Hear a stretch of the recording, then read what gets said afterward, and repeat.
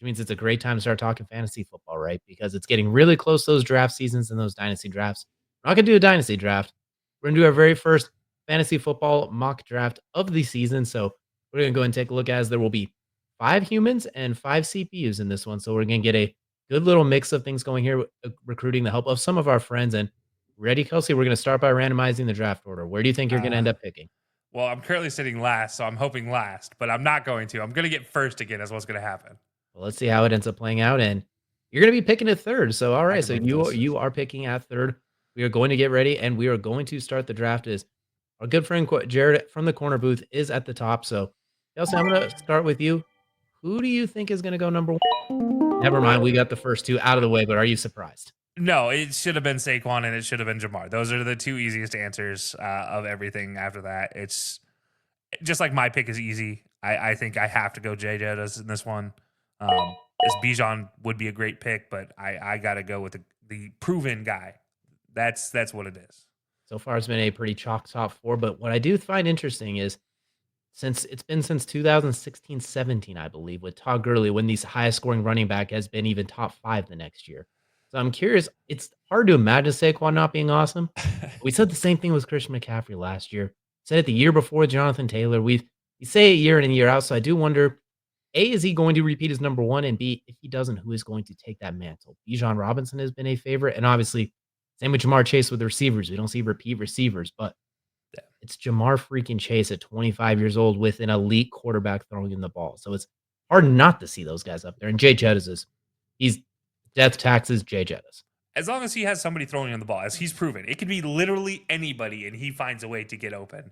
But yeah, you know what? It's the Saquon thing. The thing that with Saquon that makes it different than everybody else we've had recently is Saquon.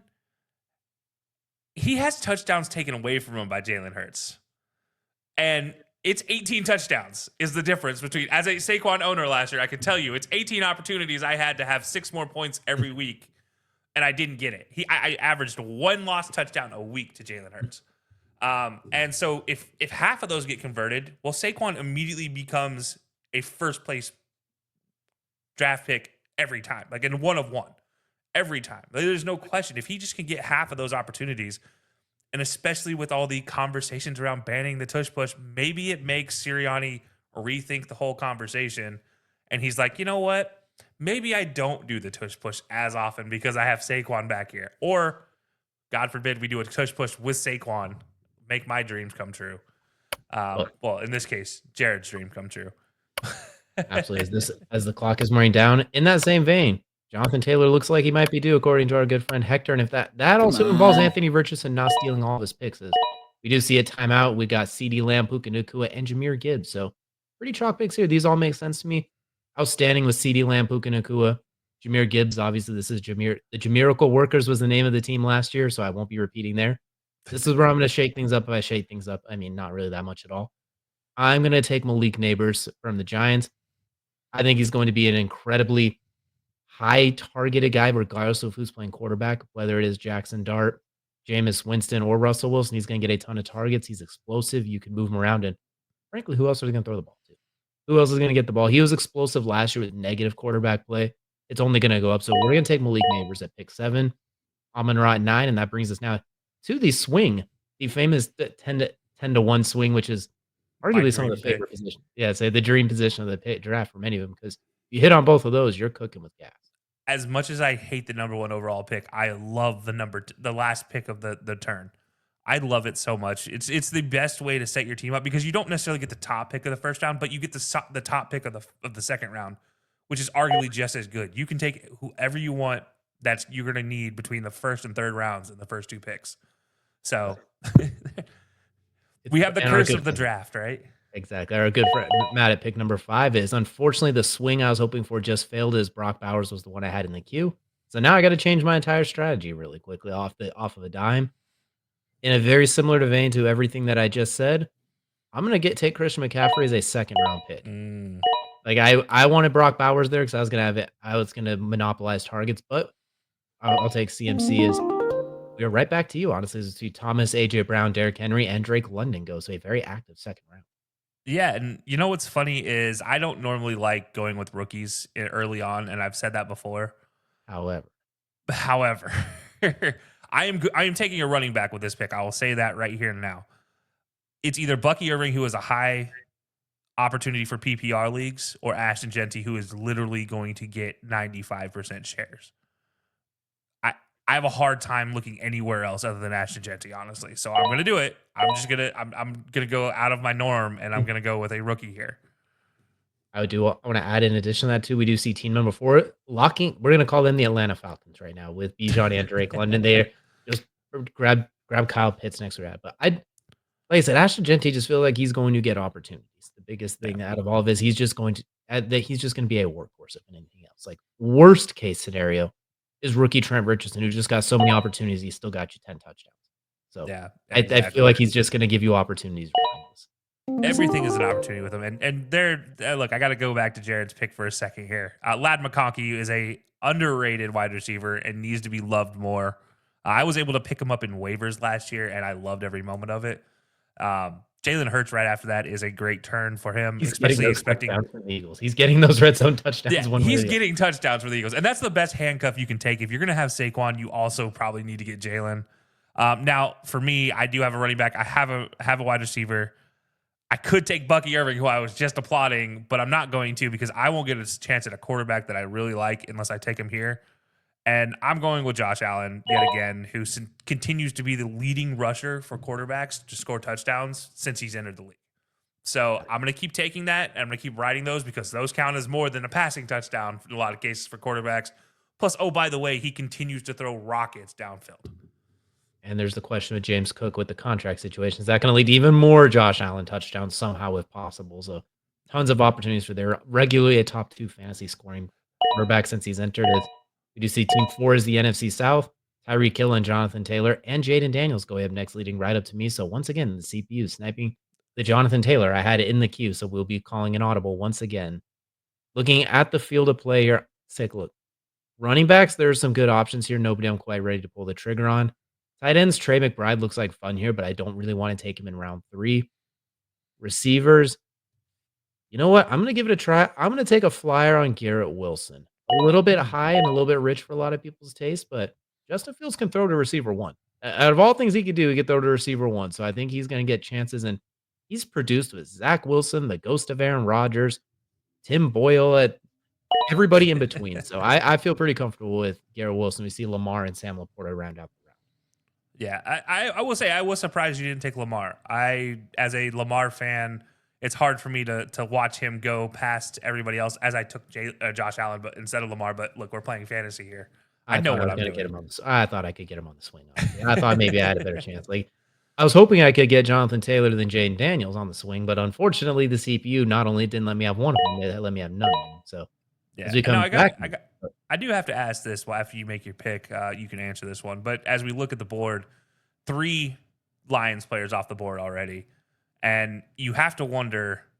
It's been 3 seasons. They just lost their OC. Are they going to continue to be as good? And that's why I don't like the idea of taking them that early. As much as I love everything Lions and everything Amon-Ra, which is the jersey on this shoulder. Look, I have a hard time looking at those Lions players and thinking maybe this is a great pick. Still to this day, I'm never sure. I would say it's with the first 2 with Amon-Ra and Jahmyr Gibbs. It makes sense to me because they're just going to have high opportunities. Sam Laporta scares me a little bit after last year. Sometimes he gets the left out because those are the 2 that monopolize the underneath and mid range, where Jamison Williams catches the bombs.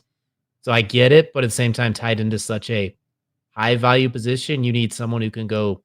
I don't want to say who can go nuclear. You have someone like that. That's why I was prepared to take Brock Bowers in round 2 because he's like the one lock consistent.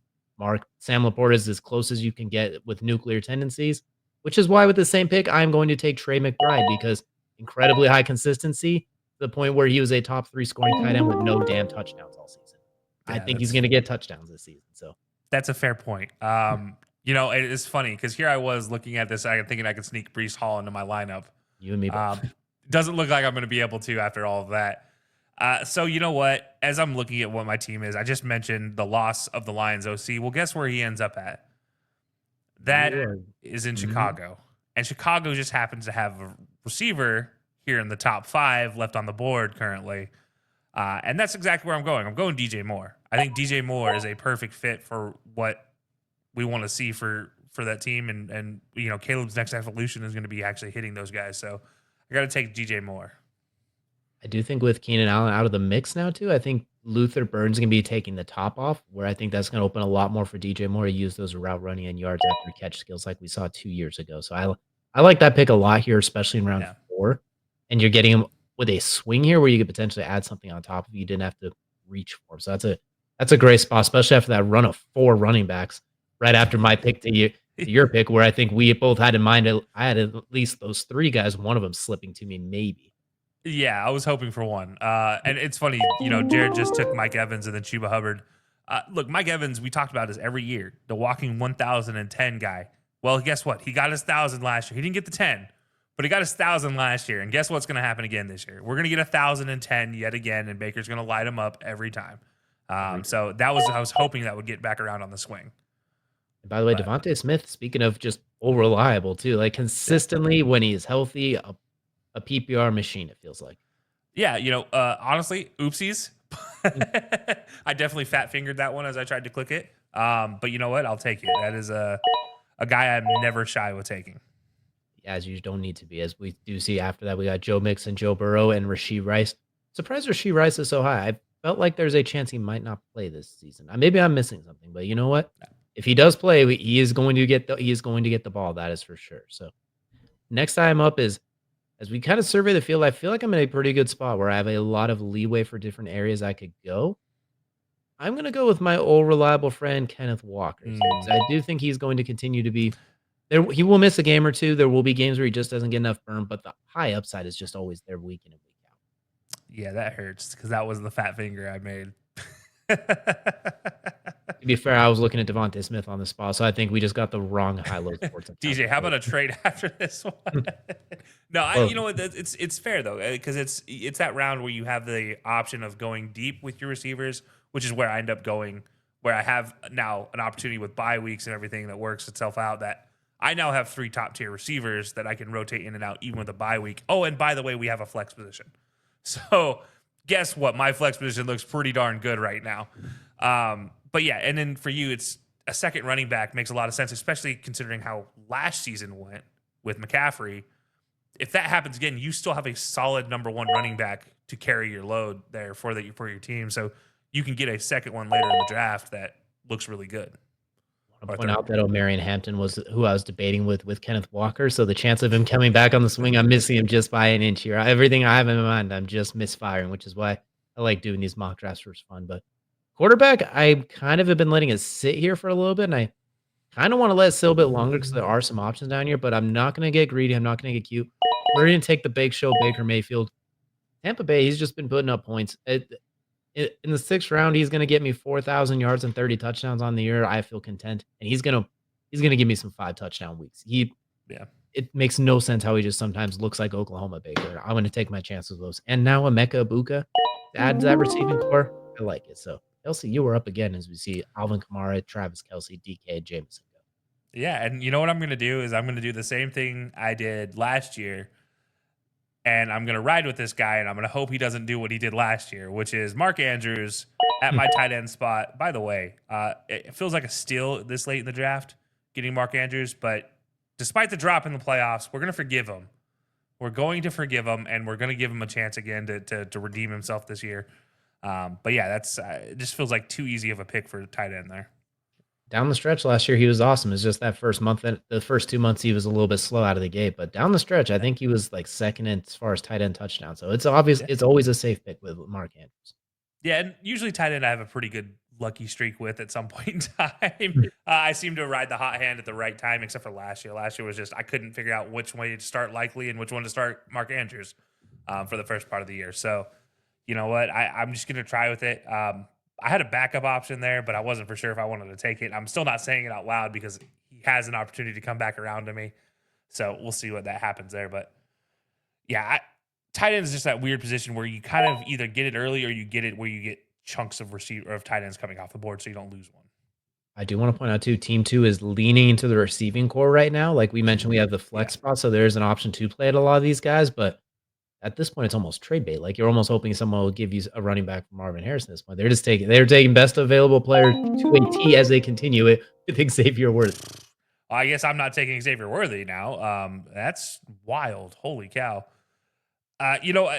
This position, I'll be honest, I'm looking at this draft pick and I don't know what to do because I need another running back. That's an absolute guarantee. The problem I have with the running backs is David Montgomery coming off of injury. James Conner is good for the first 4 weeks guaranteed, but then after that, what does he do? Aaron Jones, I already have one Minnesota player. Do I need to get 2? Maybe handcuff that opportunity there? Probably. I'm not going any deeper. I don't like Isaiah Pacheco coming off the injuries last year. I don't think he's going to be the number 1 running back in Kansas City for very long this season. So I don't know if I go running back here. But if I do, I would be going with David Montgomery. But instead, I'm going to go back to that tight end position I was just talking about. And it's going to be Tyler Warren. Again, I don't like take rookies. But man, this rookie looks really good in Indianapolis.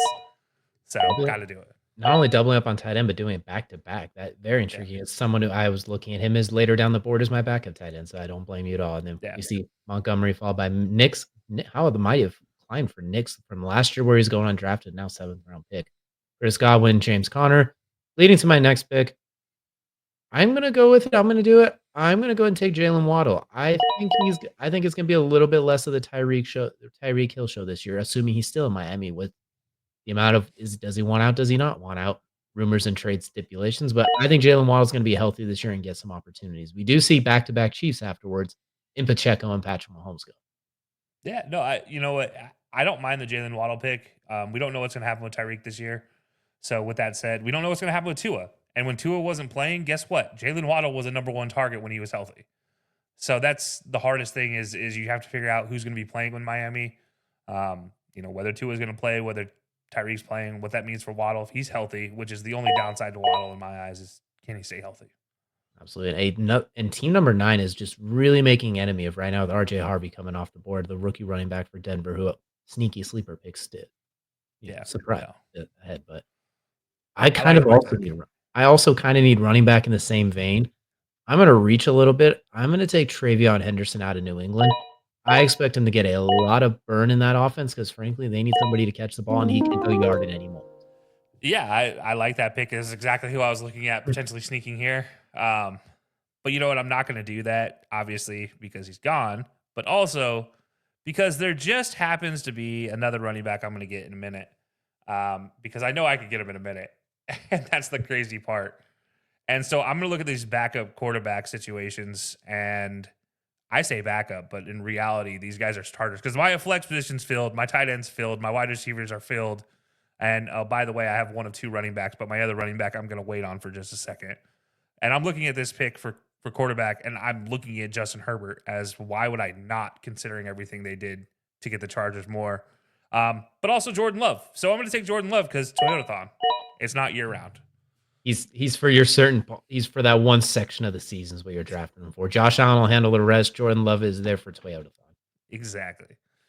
So we do see Tyrone Tracy as the next pick. So we finally got team 2 taking a running back. So they finally are back in the running back bandwagon as Jerry Jeudy going to corner boost Jared in the first slot or the last slot of round number 8. So Jerry Jeudy, I want to see how he really replicates last year for sure, because the explosive games with Jameis were awesome.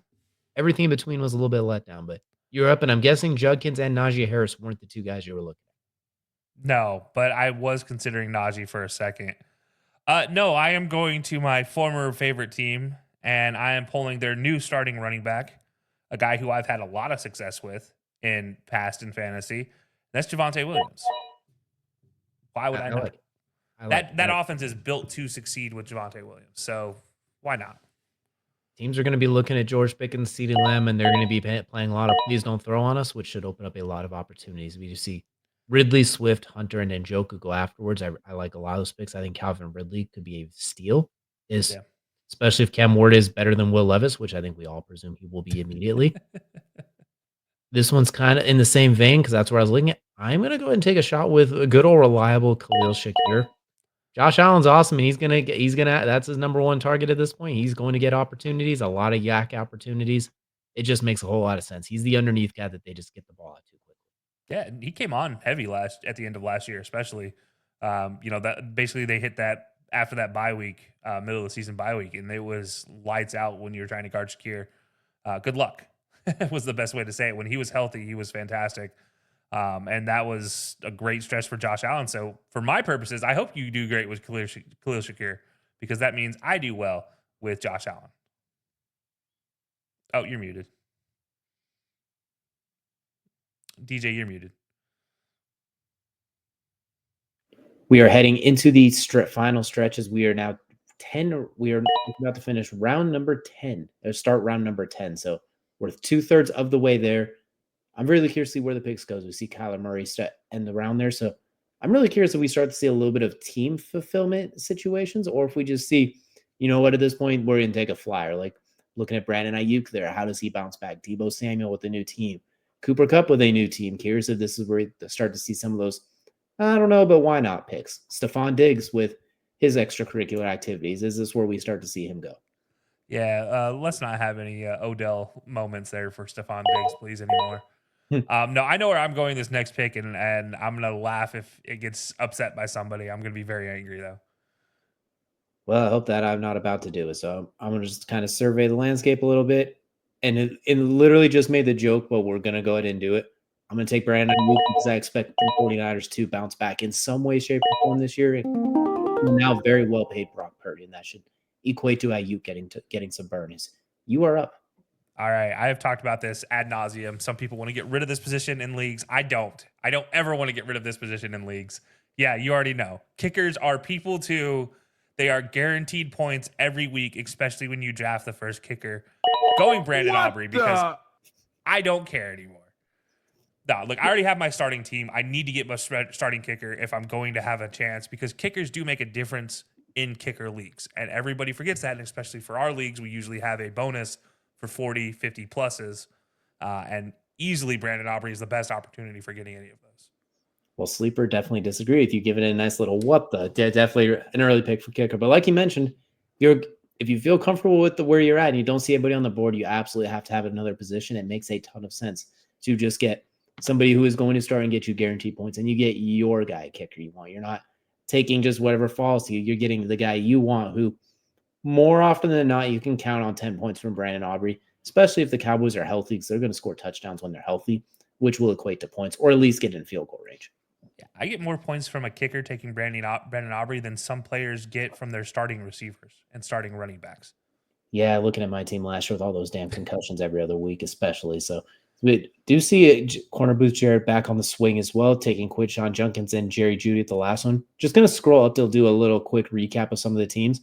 So far as we look at yours, as you mentioned, receiver heavy, running back, you got your two guys, the 2 tight end squad, the 2 quarterbacks. You got a lot of depth rolling. For sure, we're now moving forward. You can kind of like, you know what? I like him. Maybe he'll give me a good week if I pick the right week.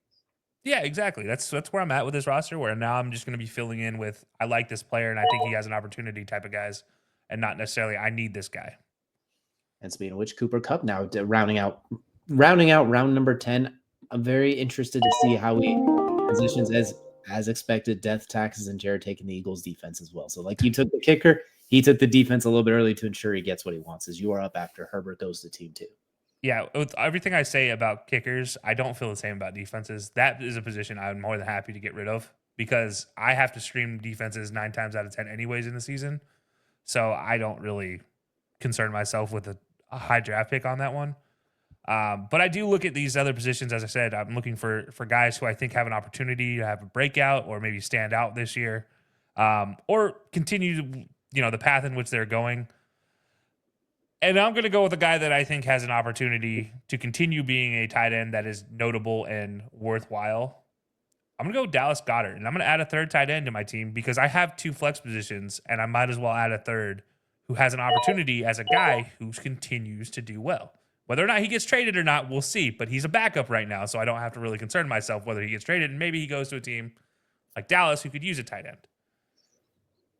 We had two very different approaches to tight end. I wanted to take one in round 2. You just wanted to take everybody else after that so far. Yeah. As Yeah. trying to hoard the tight end room after the first couple going. But look, some of these tight ends need to be receivers. That's all I got to say is some of these tight ends need a receiver designation. Colton Loveland, I'm looking right at you.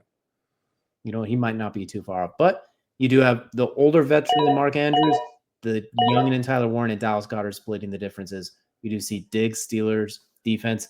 Ricky Pearsall and Ramondre Stevenson go, I'm tempted to take a kicker in defense, seeing how they're going right now, but I'm going to hold off on it. This is around the area where I look at rookies with a high upside that I think could get a lot of burn. We're going to go Caleb Johnson out of Pittsburgh. Running back out of Iowa, I think he's a Mike Tomlin type running back. I can see him getting on the field and down the stretch, maybe earning some more burn. I like that. I like that pick. And you know what? In Pittsburgh, we know they like to run the ball. You have to in those cold weather games. You have to run the ball. You have to do well. So yeah, I definitely think he gets an opportunity, especially with Najee gone. There's a great opportunity there. Absolutely. And Harrison Butker goes from the kitchen to round a number 11, rounding it out on the swing pick. So curious to see now what his season will be like this year. Last year, the Chiefs were very offensively, to say the least. Like their moments were few and far between. So I'm curious if they do. I'm curious how the offense looks this year. If it's a little more explosive, which means more opportunities for him, or if he's going to be basically just going back to giving his speeches. Or I'm curious how this is going to play out for the Chiefs offense this next year. Yeah, hopefully it's Patty giving the speeches and not Harrison Butker giving speeches anymore. Not that those are much better, but one is slightly better than the other, I guess, in that situation. And for that team, I do hope that Patty is the one doing better and not Harrison Butker. Because if it's Harrison, they're not going to be doing great at that quarterback position. You know, in the same vein of how you took tight ends, I'm kind of looking at it. I'm just like, Colson Loveland would be very fun here. Same with Tucker Kraft for no other reason than I don't have to worry about somebody else getting them. Yeah. Even if I don't necessarily need them because I feel really good with my tight end spot. But I'm in that same vein. I'm going to take Tucker Kraft, who absolutely exploded down the back half of last year, and for no other reason than this means I don't have to deal with him, and it gives me that bye week versatility or matchup. I like it. You know what? I don't necessarily like Green Bay's tight end situation, though, I will say, but I do like the idea of taking him. I'm torn right here as I go to this position as you mentioned, rookies or young players with high upside. Do you want to get Colson Loveland here? No. I kind of do want to take 4 tight ends, though. I can't lie. But not right here. I'm looking at the wide receiver position, and I'm bouncing back and forth between a rookie and a guy who's coming off a pretty good season in New Orleans who might continue to make a name, but doesn't have necessarily a quarterback that we trust. No offense, Chris. But as close as it can get. I think I'm going to go with Emeka Egbuka, though, out of Tampa Bay. As soon as my app lets me draft, that would be. But maybe not. Oh, no, I'm not going to be able to draft him. Oh, there we go. Here we go. All right. Emeka Egbuka is where I'm going for Tampa Bay. As we talked about with Mike Evans, he's a walking 1,010. Well, Emeka Egbuka is going to take the number 2s there. So that's where I'm looking at is Baker loves his number 2 receivers. So I'm going to take my chances there as maybe a flyer in some weeks. Not gonna lie, I was hoping that your app would crash and that he'd be able to come back to me on my swing pick too, because I was going to pair him with Baker Mayfield. But that's great choice. I think if any of the younger receivers, he has a very good opportunity just from pure targets alone. Since it is a PPR league, I think he's going to get a lot of opportunities. Just gets open, just makes plays. Not overly explosive necessarily, not a big high weight speed guy, but just finds a way to get open and be productive.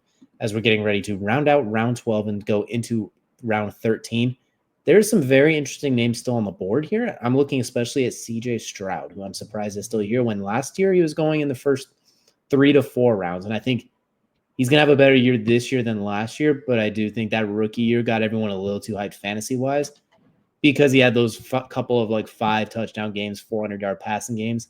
When you look at the season net total as a whole, he wasn't the most outrageous fantasy quarterback, if that makes sense. Yeah. Awesome quarterback, but fantasy numbers-wise, I think this is almost overcorrecting this year over the overswing last year. I think after this year, we're going to get a good gauge of where he'll normally go. I think this is an overcorrection. He should have gone before Caleb Williams and Brock Purdy, most likely. I'd even say before Jared Goff, who was taken earlier as well. But yeah, I agree with you. I think this is definitely one that I'm surprised he's still there. I'm honestly like, do I need a third quarterback conversation in my head? That's where I'm at with it, where maybe I do, maybe I don't. You need Jake Ferguson next is what you need. No, I definitely don't. But the thoughts crossed my mind. tight end is the hardest position for me because I want to take all of them, and I also don't want to leave any of them behind. And I do love leagues that do have 2 tight ends and a flex because that makes it 10 times better for me because I can do the 2 tight ends and then run a flex to wherever I need it.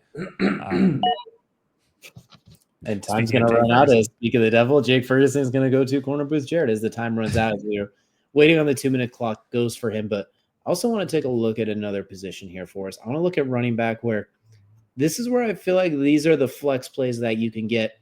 Any given week could be awesome, or the one injury away and that you got an RB1. Looking at Zach Charbonnet specifically, Kenneth Walker's due to miss a couple of games a year. Tank Bigsby. Awesome pick during those weeks. Rico Dowdle in Carolina. Chuba Hubbard's the main guy, obviously. Jonathan Brooks, unfortunately, looks like he's out for another year. Maybe Rico Dowdle gets some burn in there. Rashad White last year was a second, third round guy because of the PPR machine. So Bucky Irving, your boy Tank Bigsby in Jacksonville is ETN on the way out. Like there's some Cam Scattaboo. We all know Cam Scattaboo. So there's some very interesting opportunities here. Running back still on the board. Yeah, it's funny. I'm actually looking at running back as my position, and once Jared makes his pick or the computer makes his pick for him, I'll talk about who I'm thinking. But I do think this is a position where we've seen so many breakout running backs who come in and filled in for a game or weeks or multiple weeks or half a season. Isaac Rindo's in here. You also have Jordan Mason in here, who we both know from San Francisco last year when CMC went down. Are you looking at any of those to maybe handcuff, have a backup for in case CMC does go down, which I had to do last year? Arthur Smith's favorite player, Tyler Algier. Yeah. Tank Bigsby's one where you saw ETN go down last year, and he was a number 1 option, a legitimate number 1 option, ranked in the top 20 when he was actually playing. And then ETN came back, and Tank Bigsby was still getting number 1 touches. And so it's like a situation where he was ETN was worked back in, and you had Bigsby taking the brunt of all of that. And so you saw him succeed. So this is where you look at guys that you think you have an outside shot of doing something with. And that's the bigger position for me, where I'm come on, dude. Me especially, where I look at it and I need it. Absolutely. We do see a timeout. So CJ Stroud heads to corner booth Jared, as well as Colston Loveland, scene 2. And you won't get the 4 tight ends here necessarily unless you have something else in mind, but you are up. Yeah, and I'm going to talk about Tank Bigsby and Cam Scatterbo. Those are the 2 guys where I look at as my 2 opportunities. You took Kenneth Walker, and I do like that pick of going Zach Charbonnet to kind of prevent you from doubling up on them potentially.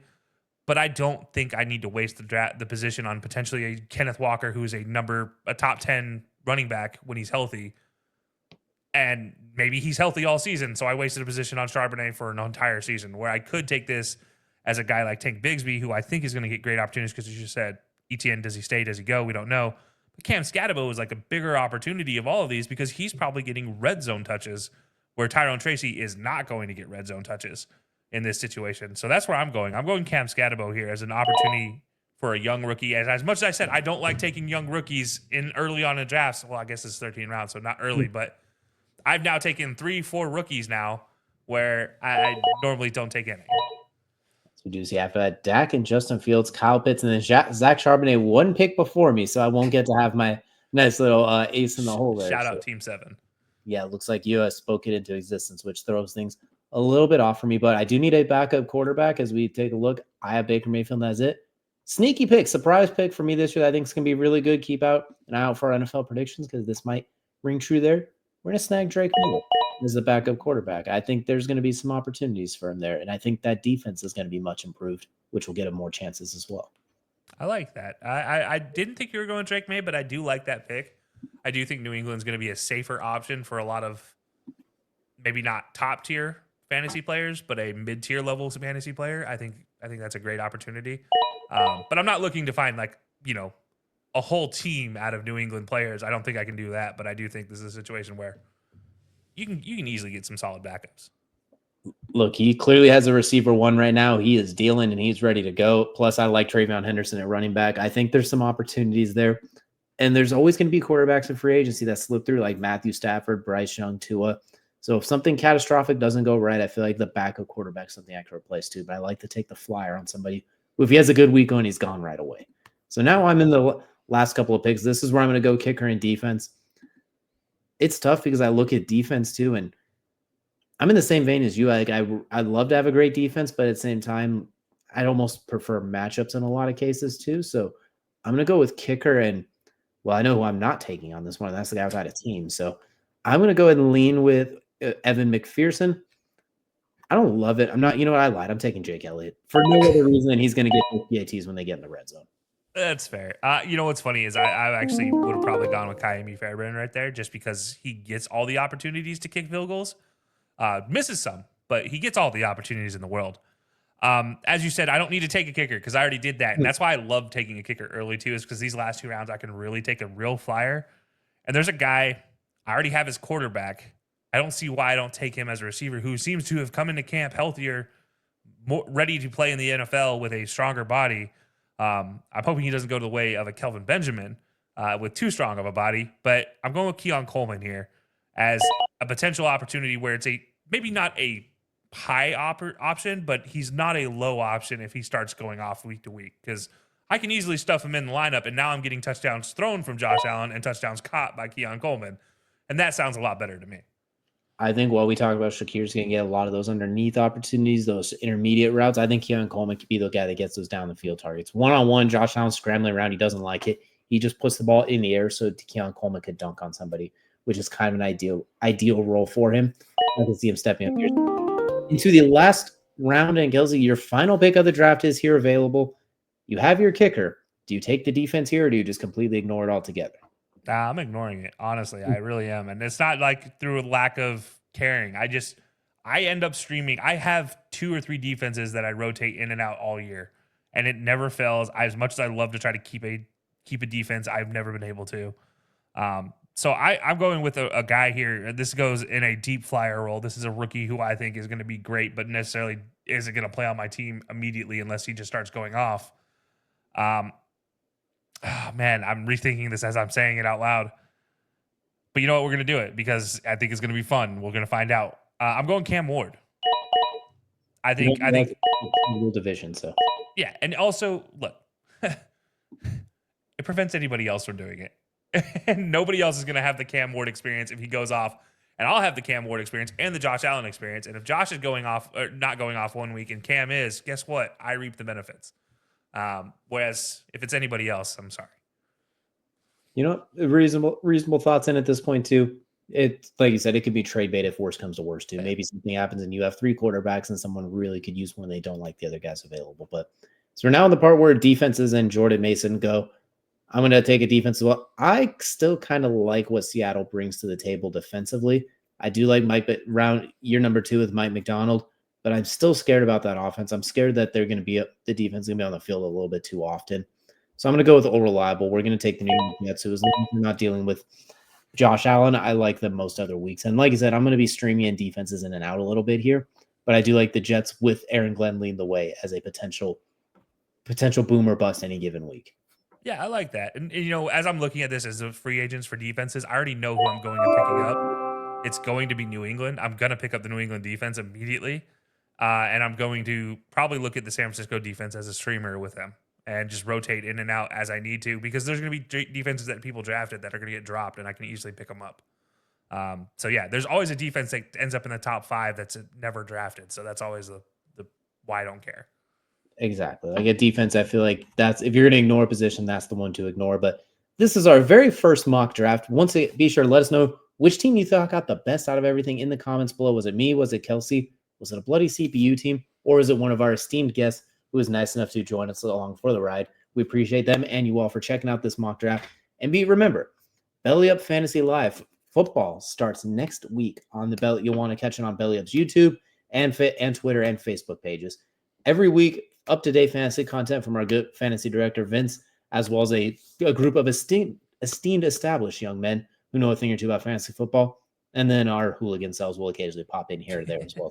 But I really like my team. When our actual draft comes in August, if I get something relatively close to this, I'll be relatively content, at least until the season starts. Then I'll be angry most likely. But as of right now, I like where it's looking at here. And I don't think there's going to be a team 2 where they go 5 receivers in a row, then 3 running backs in a row. That team's pure chaos, and I'm all here for it. Yeah, they have 5 receivers and 5 running backs, and I don't know what to do with that. Like, I have five receivers, but I also have 3 tight ends, 3 running backs, and a kicker, and 3 quarterbacks. So I'm not necessarily as like concerned about the running back position, but I'm looking at them waiting to drop one of these running backs who maybe goes off because they need to get another position. And I'm like, I can scoop that up. That may be where I go. I just like how I feel like my team hit the versatility part. I got like 4 running backs, 5 receivers, 2 tight ends, 2 quarterbacks. Like I feel like I hit the balance perfectly, and I don't feel like I reach for anyone, so I feel good about that. Teams 7 and 9 really took the guy I want at least 6 times over. So when we do our official drafts, I hope those 2 people don't ever show up again. Granted, they're CPUs, but I hope they never show up again. But let us know down in the comments what you all think of our first, but certainly not our last fantasy football draft. And be sure to check out Belly Up Fantasy Live every week leading up to and through the football season so you can win your fantasy league and hopefully bring home some cash or trophies.